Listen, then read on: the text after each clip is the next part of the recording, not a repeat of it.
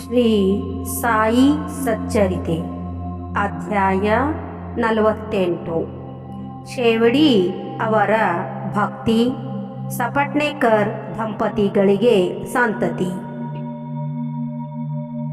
ಒಬ್ಬರು ಹೇಮಾಂಡ ಪಂತರನ್ನು ಸಾಯಿಬಾಬಾ ಅವರು ಗುರುಗಳು ಅಥವಾ ಸದ್ಗುರುಗಳು ಎಂದು ಕೇಳಿದರು. ಇದನ್ನು ವಿವರಿಸಲು ಹೇಮಾಂಡ ಪಂತರು ಸದ್ಗುರುವಿನ ಲಕ್ಷಣಗಳನ್ನು ವರ್ಣಿಸುತ್ತಾರೆ. ಸದ್ಗುರುವಿನ ಲಕ್ಷಣಗಳು: ಯಾರು ವೇದಗಳನ್ನು, ವೇದಾಂತಗಳನ್ನು ಮತ್ತು ಶಾಸ್ತ್ರಗಳನ್ನು ಬೋಧಿಸುತ್ತಲೂ, ಯಾರು ತಮ್ಮ ಉಸಿರನ್ನು ಹತೋಟಿಯಲ್ಲಿ ಇಟ್ಟುಕೊಂಡು ಬ್ರಹ್ಮನನ್ನು ಕುರಿತು ಉಪನ್ಯಾಸ ಮಾಡುತ್ತಲೂ, ಯಾರು ಮಂತ್ರಗಳನ್ನು ಶಿಷ್ಯರಿಗೆ ಬೋಧಿಸಿ ಅವುಗಳನ್ನು ಜಪಿಸಲು ಶಿಷ್ಯರಿಗೆ ಹೇಳಿ ಪ್ರತಿಫಲವನ್ನು ಹೊಂದಲು ನಿರ್ದಿಷ್ಟ ಕಾಲವನ್ನು ಸೂಚಿಸಲಾರರೋ, ಯಾರು ಆತ್ಮಜ್ಞಾನವನ್ನು ನೀಡಲಾರರೋ, ಯಾರು ಆತ್ಮಜ್ಞಾನವನ್ನು ಸ್ವತಃ ಸಂಪಾದನೆ ಮಾಡಿರುವುದಿಲ್ಲವೋ ಅಂತಹವರು ಸದ್ಗುರು ಎನಿಸುವುದಿಲ್ಲ. ಆದರೆ ಯಾರು ತಮ್ಮ ಉಪದೇಶಗಳಿಂದ ನಮ್ಮಲ್ಲಿರುವ ಐಹಿಕ ಭೋಗಗಳ ಚಪಲತೆಯನ್ನು ದೂರ ಮಾಡಬಲ್ಲರೋ, ಯಾರು ನಮಗೆ ಆತ್ಮಜ್ಞಾನದ ನೈಜ ಸ್ವರೂಪವನ್ನು ತೋರಿಸಬಲ್ಲರೋ, ಯಾರು ಆತ್ಮಜ್ಞಾನದ ಆಧ್ಯಾತ್ಮಿಕ ಮತ್ತು ಪ್ರಾಯೋಗಿಕ ವಿಧಾನಗಳಲ್ಲಿ ಪರಿಶ್ರಮ ಹೊಂದಿರುತ್ತಾರೆಯೋ ಅವರೇ ನಿಜವಾದ ಸದ್ಗುರುಗಳೆಂದು ನಾವು ಕರೆಯಬಹುದು. ತಾನೇ ಆತ್ಮಜ್ಞಾನವನ್ನು ಹೊಂದಿರದೆ ಇದ್ದವನು ಇತರರಿಗೆ ಏನು ದೊರಕಿಸಿ ಕೊಡಬಹುದು? ಸದ್ಗುರುವು ಕನಸಿನಲ್ಲಿಯೂ ಸಹ ತನ್ನ ಭಕ್ತರಿಂದ ಏನನ್ನೂ ಅಪೇಕ್ಷಿಸುವುದಿಲ್ಲ. ಅದಕ್ಕೆ ಬದಲಾಗಿ ಅವರು ಶಿಷ್ಯರ ಸೇವೆ ಮಾಡಲಿಚ್ಛಿಸುತ್ತಾನೆ. ತಾನು ಮೇಲು, ಶಿಷ್ಯರು ಕೀಳೆಂದು ಅವನ ಭಾವಿಸಲಾರ. ತನ್ನ ಶಿಷ್ಯರನ್ನು ಸ್ವತಃ ಮಕ್ಕಳಂತೆ ಭಾವಿಸುತ್ತಾನೆ. ಸದ್ಗುರುವಿನ ಮುಖ್ಯ ಗುಣವೇನೆಂದರೆ ಅವನು ಶಾಂತಿಯ ನಿವಾಸ. ಅವನು ಯಾವಾಗಲೂ ನಿಶ್ಚಲನಾಗಿರುತ್ತಾನೆ. ತಾನು ವಿದ್ವಾಂಸನೆಂಬ ಅಹಂಕಾರ ಅವನಿಗೆ ಇರುವುದಿಲ್ಲ. ಶ್ರೀಮಂತರಾಗಲಿ, ಬಡವರಾಗಲಿ, ದೊಡ್ಡವರಾಗಲಿ, ಚಿಕ್ಕವರಾಗಲಿ ಎಲ್ಲರೂ ಅವನ ದೃಷ್ಟಿಯಲ್ಲಿ ಒಂದೇ. ಕೆಲವು ಪೂರ್ವಜನ್ಮದ ಸುಕೃತ ಫಲದಿಂದ ಮಾತ್ರವೇ ಶ್ರೀ ಸಾಯಿಬಾಬಾ ಅವರಂತಹ ಸದ್ಗುರುವಿನ ಸಂಪರ್ಕ ಹೊಂದಿ ಅವರಿಂದ ಆಶೀರ್ವದಿಸಲ್ಪಟ್ಟಿರುವುದಾಗಿ ಹೇಳಿರುತ್ತಾರೆ. ಶ್ರೀ ಹೇಮಾಂಡ ಪಂತರು ಬಾಬಾ ಅವರು ತುಂಬಾ ಯೌವನದಲ್ಲಿಯೂ ಸಹ ಚಿಲುಮೆ ಒಂದನ್ನು ಬಿಟ್ಟರೆ ಇನ್ನಾವುದನ್ನು ಇಟ್ಟುಕೊಂಡಿರಲಿಲ್ಲ. ಅವರಿಗೆ ಸಂಸಾರವಾಗಲಿ, ಸ್ನೇಹಿತರಾಗಲಿ, ಮನೆಯಾಗಲಿ ಯಾವ ಆಧಾರವೂ ಇರಲಿಲ್ಲ. 18ನೇ ವಯಸ್ಸಿನಲ್ಲಿಯೇ ಅವರು ತಮ್ಮ ಮನಸ್ಸನ್ನು ಹತೋಟಿಯಲ್ಲಿಟ್ಟುಕೊಂಡು ಅತೀತರಾಗಿದ್ದರು. ಯಾವಾಗಲೂ ನಿರ್ಭಯರಾಗಿ ಏಕಾಂತ ಸ್ಥಳದಲ್ಲಿ ಕುಳಿತು ಆತ್ಮದಲ್ಲಿ ತಲ್ಲೀನರಾಗುತ್ತಿದ್ದರು. ಅವರು ಜೀವಿಸಿದಾಗ ಯಾವ ತರಹದ ಅನುಭವಗಳಾದವೋ ಅದೇ ತರಹದ ಅನುಭವ ಭಕ್ತರಿಗೆ ಈಗಲೂ ಆಗುತ್ತಿವೆ. ಭಕ್ತರ ನಿಷ್ಕಳಂಕ ಪ್ರೇಮವನ್ನು ಅರಿತು ಅವರ ಹಿತಕ್ಕೋಸ್ಕರ ಲೌಕಿಕದಲ್ಲಿ ಸಾಮಾನ್ಯ ಮನುಷ್ಯರಂತೆ ಬಾಬಾ ಅವರು ವರ್ತಿಸಿದರು. ಭಕ್ತರು ತಮ್ಮ ವಿಶ್ವಾಸ ಮತ್ತು ಭಕ್ತಿ ಎಂಬ ಹೃದಯದ ಸೊಡರನ್ನು ಅಣೆ ಮಾಡಿ ಪ್ರೀತಿ ಎಂಬ ಬುದ್ಧಿಯಿಂದ ಅದನ್ನು ಊರಿಸಬೇಕು. ಹೀಗೆ ಮಾಡಿದರೆ ಜ್ಞಾನವೆಂಬ ಜ್ವಾಲೆ ಬೆಳಕಿಗೆ ಪ್ರಕಾಶಮಾನವಾಗುತ್ತದೆ. ಪ್ರೀತಿ ಇಲ್ಲದ ಜ್ಞಾನ ಒಣ ಭೂಮಿಯಂತೆ. ಆ ಥರದ ಜ್ಞಾನವನ್ನು ಯಾರೂ ಅಪೇಕ್ಷಿಸುವುದಿಲ್ಲ. ಪ್ರೀತಿ ಇಲ್ಲದೆ ತೃಪ್ತಿ ಇರುವುದೇ ಇಲ್ಲ. ಆದುದರಿಂದ ನಮ್ಮಲ್ಲಿ ನಿಶ್ಚಲವಾದ ಅಪಾರವಾದ ಪ್ರೇಮವಿರಬೇಕು. ಆ ಪ್ರೇಮವನ್ನು ಯಾರಿಂದ ವರ್ಣಿಸಲು ಸಾಧ್ಯ? ಅದರ ಮುಂದೆ ಎಲ್ಲವೂ ಕ್ಷುಲ್ಲಕ. ಪ್ರೇಮವಿಲ್ಲದ ಪಠಣದಿಂದಾಗಲಿ ಶ್ರವಣದಿಂದಾಗಲಿ ಏನೂ ಪ್ರಯೋಜನವಿಲ್ಲ. ಪ್ರೀತಿ ಅಥವಾ ಪ್ರೇಮದ ಹೊಂಬಳಿಕಿನಿಂದ ಭಕ್ತಿ, ಶಾಂತಿ, ವೈರಾಗ್ಯ, ಮುಕ್ತಿ ಎಲ್ಲವೂ ದೊರಕುತ್ತವೆ.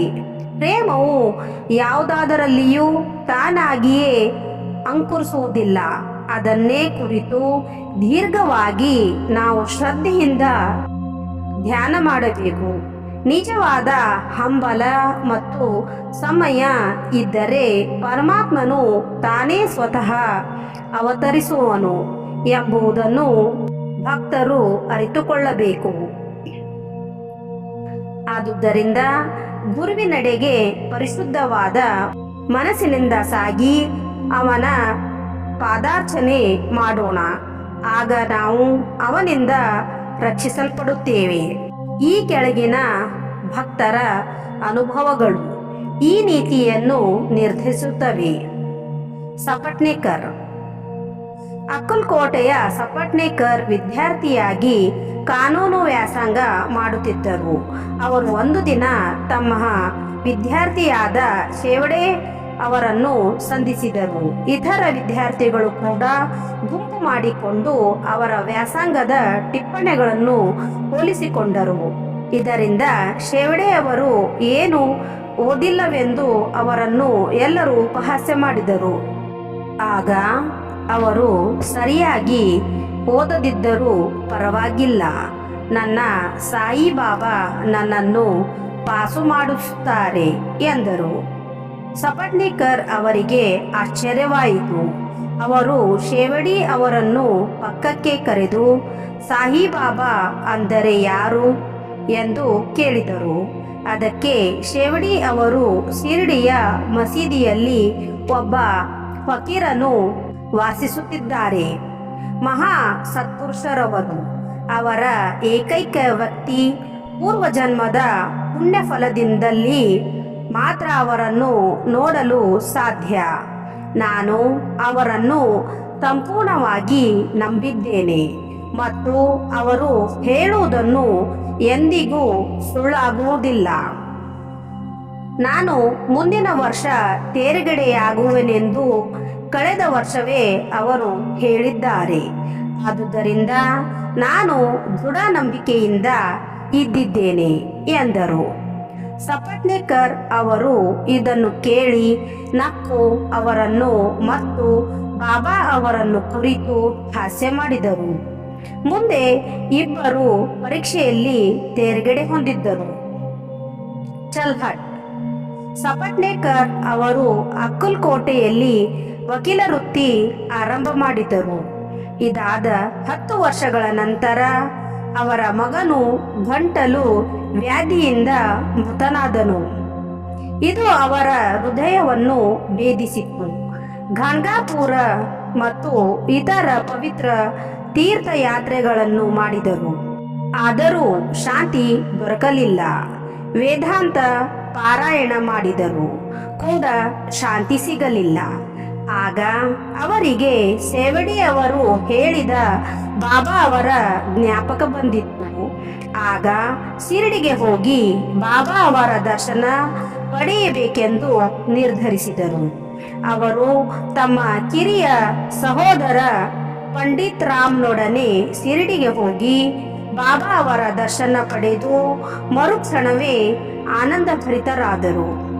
ಅವರು ಬಾಬಾ ಅವರ ಹತ್ತಿರ ಹೋಗಿ ಶುದ್ಧ ಮನಸ್ಸಿನಿಂದ ಹಣ್ಣು ಹೂವುಗಳನ್ನು ಅವರ ಮುಂದಿಟ್ಟು ಕೂಡಲೇ ಬಾಬಾ ಅವರು ಇಲ್ಲಿಂದ ಹೊರಟು ಹೋಗು, ಚಲ್ ಹಟ್ ಎಂದು ಅರ್ಭಟಿಸಿದರು. ಸಪಟ್ನೇಕರ್ ಅವರು ತಲೆ ತಗ್ಗಿಸಿ ದಿಕ್ಕು ತಪ್ಪಿ ಏನು ತಿಳಿಯದೆ ಪಕ್ಕಕ್ಕೆ ಸರಿದರು.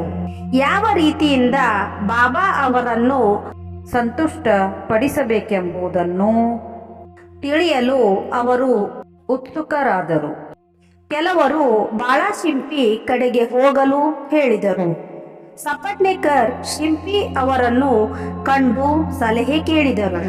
ಅವರು ಬಾಬಾ ಅವರ ಫೋಟೋ ಒಂದು ತೆಗೆದುಕೊಂಡು ಅವರೊಡನೆ ಮಸೀದಿಗೆ ಬಂದರು. ಬಾಳಶಿಂಪಿ ಫೋಟೋ ತೆಗೆದುಕೊಂಡು ಬಾಬಾ ಅವರ ಕೈಗಿಟ್ಟರು ಮತ್ತು ಅವರು ಯಾರು ಫೋಟೋ ಎಂದು ಕೇಳಿದರು. ಬಾಬಾ ಅವರ ಸಪಟ್ನೇಕರ್ ಅವರ ಕಡೆಗೆ ಕೈ ಮಾಡಿ ಅದು ಅವನ ಒಡೆಯನದು ಎಂದರು ಮತ್ತು ಗಹಗಹಿಸಿ ನಕ್ಕರು. ಬಾಬಾ ಅವರನ್ನು ನಗುವಿನ ಅರ್ಥವೇನೆಂದು ಕೇಳಿ ಸಪಟ್ನೇಕರರಿಗೆ ಹತ್ತಿರ ಬರಲು ತಿಳಿಸಿದರು. ಸಪಟ್ನೇಕರ್ ಹತ್ತಿರ ಬಂದೊಡನೆ ಬಾಬಾ ಮತ್ತೆ ಹೊರಟು ಹೋಗು ಎಂದರು. ಆಗ ಅವರಿಗೆ ಏನೂ ತೋಚದಾಯಿತು. ಆಗ ಅವರಿಬ್ಬರು ಬಾಳ ಮತ್ತು ಸಪಟ್ನೇಕರ್ ಕೈ ಜೋಡಿಸಿ ಬಾಬಾ ಅವರ ಮುಂದೆ ನಿಂತರು.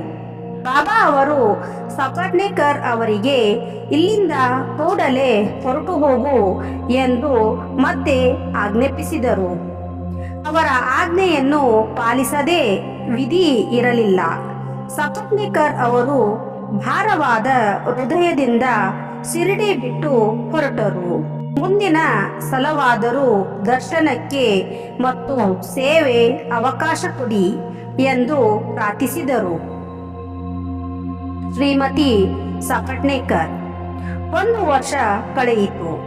ಆದರೂ ಸಪಟ್ನೇಕರ್ ಅವರಿಗೆ ಶಾಂತಿ ದೊರಕಲಿಲ್ಲ. ಗಾಣಗಾಪುರಕ್ಕೆ ಮತ್ತೆ ಹೋಗಿ ಅಲ್ಲಿ ಕೆಲವು ದಿನ ಕಾಲ ಕಳೆದರು. ಅನಂತರ ಜಳಗಾವಕ್ಕೆ ಹೋಗಿ ಕೊನೆಗೆ ಕಾಶಿಗೆ ಹೋಗುವೆಂದು ನಿರ್ಧರಿಸಿದರು. ಅವರು ಹೊರಡುವ ಒಂದು ದಿನ ಮುಂಚೆ ಅವರ ಪತ್ನಿಯವರಿಗೆ ಈ ರೀತಿ ದೃಷ್ಟಾಂತವಾಯಿತು. ಕನಸಿನಲ್ಲಿ ಅವಳು ಬಾವಿಗೆ ನೀರು ತರಲು ಮಡಿಕೆಯೊಡನೆ ಹೋಗುತ್ತಿದ್ದಂತೆಯೂ ಮರದ ಕೆಳಗೆ ಕುಳಿತಿದ್ದ ಫಕೀರನೊಬ್ಬನು, ಮಗುವೆ, ಯಾಕೆ ಈ ವ್ಯರ್ಥ ಶ್ರಮ, ನಾನು ನೀರು ತಂದು ಕೊಡುವೆ ಎಂದು ಹೇಳಿದ ಹಾಗೆ ಕಂಡು ಅವಳು ಹೆದರಿ ಓಡಹತ್ತಿದ್ದಳು. ಫಕೀರನು ಅವಳನ್ನು ಹಿಂಬಾಲಿಸಿದನು. ಇಷ್ಟರಲ್ಲಿ ಕನಸು ಮುಗಿದು ಕಣ್ಣು ತೆರೆದು ನೋಡಿದಳು. ಯಾರೂ ಇರಲಿಲ್ಲ. ಇದನ್ನು ಪತಿಗೆ ಹೇಳಿದಳು. ಅವರು ಇದು ಶುಭ ಶಕುನವೆಂದು ಮನಗೊಂಡು ಶಿರಡಿ ಹೋಗಲು ನಿರ್ಧರಿಸಿದರು. ಶಿರಡಿ ತಲುಪಿ ಮಸೀದಿಗೆ ಹೋದಾಗ ಬಾಬಾ ಅವರು ಅಲ್ಲಿ ಇರಲಿಲ್ಲ. ಅವರು ಲೇಡಿ ತೋಟಕ್ಕೆ ಹೋಗಿದ್ದರು.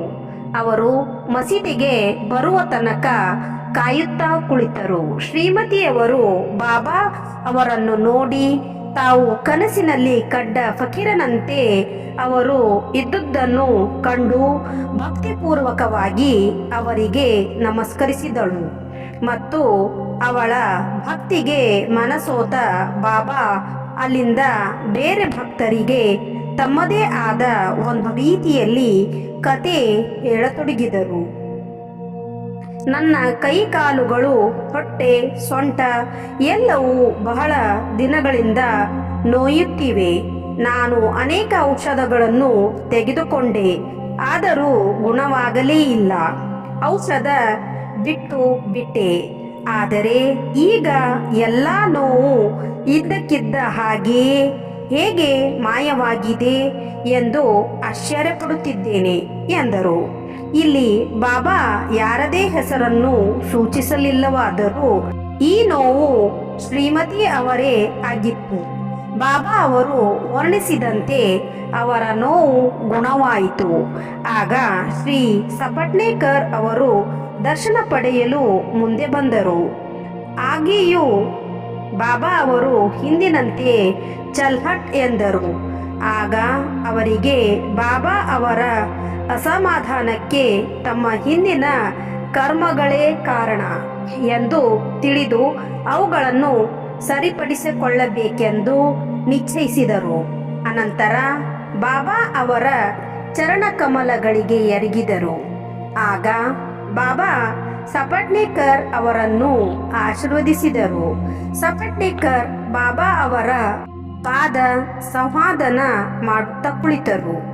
ಆ ಸಮಯಕ್ಕೆ ಸರಿಯಾಗಿ ದನ ಕಾಯುವ ಒಬ್ಬ ಹೆಂಗಸು ಬಂದು ಬಾಬಾ ಅವರ ನಡತಿಕ್ಕುತ್ತಾ ಕುಳಿತಳು. ಆಗ ಬಾಬಾ ಅವರು ತಮ್ಮದೇ ಆದ ರೀತಿಯಲ್ಲಿ ಒಬ್ಬ ವರ್ತಕನ ಕತೆ ಹೇಳತೊಡಗಿದರು. ಆಗ ಸಪಟ್ನೇಕರ್ ಅವರಿಗೆ ಅದು ತಮ್ಮ ಅನುಭವವೇ ಆಗಿರುವುದನ್ನು ಕಂಡು ಬಾಬಾ ಅವರಿಗೆ ಇದೆಲ್ಲ ಹೇಗೆ ಗೊತ್ತಾಯಿತು ಎಂದು ವಿಸ್ಮಿತರಾದರು. ಅವರು ಸರ್ವಜ್ಞರೆಂಬುದನ್ನು ಮನಗಂಡರು. ಈ ರೀತಿ ಅವರ ಮನದಲ್ಲಿ ವಿಚಾರತರಂಗ ಎದ್ದಾಗ ಬಾಬಾ ಅವರು ದನ ಕಾಯುವಳನ್ನು ಕುರಿತು, ನಾನು ಇವನ ಮಗನನ್ನು ಕೊಂದೆನೆಂದು ನನ್ನನ್ನು ದೂಷಿಸುತ್ತಾನೆ. ನಾನು ಮಕ್ಕಳನ್ನು ಕೊಲ್ಲುತ್ತೇನೆಯೇ? ಇವನು ಇಲ್ಲಿಗೆ ಬಂದು ಏಕೆ ಅಳಬೇಕು? ಈಗ ನೋಡು, ನಾನು ಅದೇ ಮಗುವನ್ನು ಅವನ ಪತ್ನಿಯ ಗರ್ಭದಲ್ಲಿ ಇಡುವೆನು ಎಂದು ಹೇಳಿ ಅವನ ತಲೆಯ ಮೇಲೆ ಕೈ ಇಟ್ಟು ಸಮಾಧಾನಪಡಿಸಿ, ಈಗ ನಿನ್ನ ಚಿಂತೆ ದೂರವಾಯಿತು, ನನ್ನಲ್ಲಿ ಅಚಲವಾದ ನಂಬಿಕೆ ಇಡು, ನಿನ್ನ ಅಭಿಷ್ಟ ಈಡೇರುತ್ತದೆ ಎಂದರು.